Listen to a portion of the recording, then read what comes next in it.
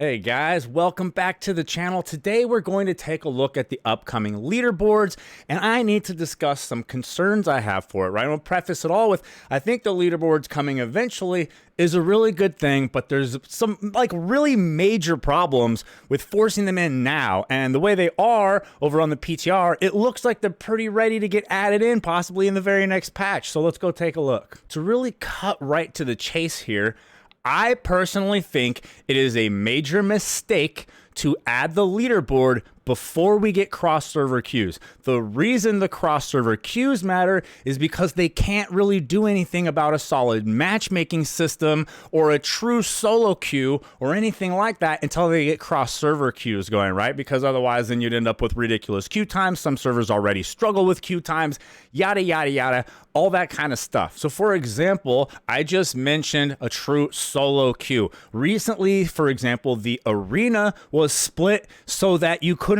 do like a full 3 pre-made and go in there and be competing against all the people that were, solo queuing. But that's not really true because you can still duo and go in. So you can take 2 out of 3 and go in and dunk on people that are solo queuing. Again, we need a true solo queue. The leaderboard, also, I don't see anything in here, right, that's splitting it by people that queue up with groups versus people that queue up solo. That's a major difference.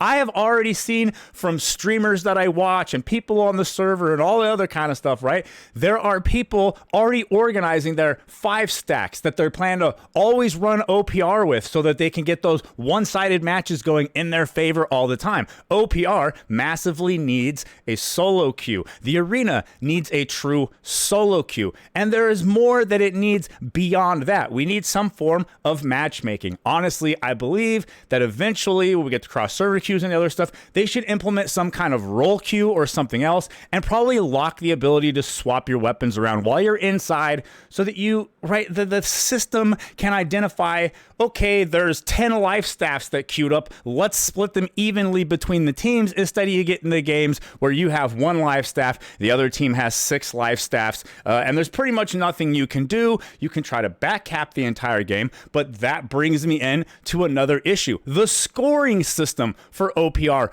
also needs a complete rework. The way to get the highest score in OPR consistently is run a musket or a bow, stay at safe range, fire into the clump the entire freaking match. Maybe if you're a really good musket, you can actually be useful and you'd be picking off targets from the safe range. You're also going to dominate the kill death ratios.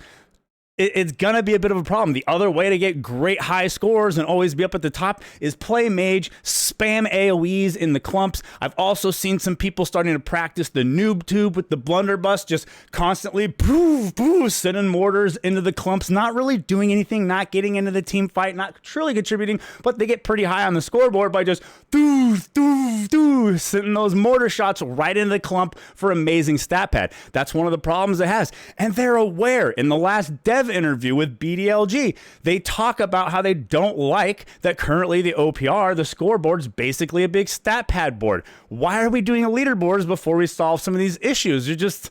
You see how you're compounding on that problem with the leaderboards. I personally think this has the potential to make OPR almost unplayable for everyone who does not queue a 5 stack. To further expand on the issues with the scoring system in OPR, the best way to get a terrible score is to do all of the things that are the most impactful and helpful to the game mode other than the just zerging if your team has the winning zerg. You want a really low score, guys? Go apply back cap pressure the entire game, possibly cause your team almost single-handedly to turn things around and win it because you split up the zerg by doing all the back capping, harassing people, but you will be way lower on the score than if you had just run a range thing and you just stat pad spamming AoEs and shit right into the clump or sniping people in the clump. There is a massive scoring issue. Why are we doing a leaderboard to reward this kind of that's the big thing for me is I think this is going to influence people's behavior just from natural, right, human behavior. We all want to be like up on that leaderboard. It's going to influence people's behavior to where there's going to be even more bows. There's going to be even more muskets. There's going to be even more pre-mades queuing in and stomping people that are just trying to solo queue and have a good time. We desperately need a true solo queue. Get the 5 stacks out of my solo experience, please. Same thing for the arena. I don't even want to have to go against duos. That's bullshit. That's 2/3 of the team. I deserve to go against other solo players, not to have to get my shit pushed in or sweat twice as hard because I'm going against coordinated 2 out of 3 of the team on comms together, communicating. Like, I know this is the case. I exclusively solo queue at this current time, and I have definitely been put into matches against people I knew were queuing up. Like, I was watching Graphics stream, and he was queuing up with a friend, and I ended up having to fight him. We had a pretty close match. It was 2-3, and they kind of freaking, got it out there at the end. Really great match. But when it comes to leaderboard, is it fair that me as a solo queue player, I'm going to be judged on the board against people that are always queuing with a teammate?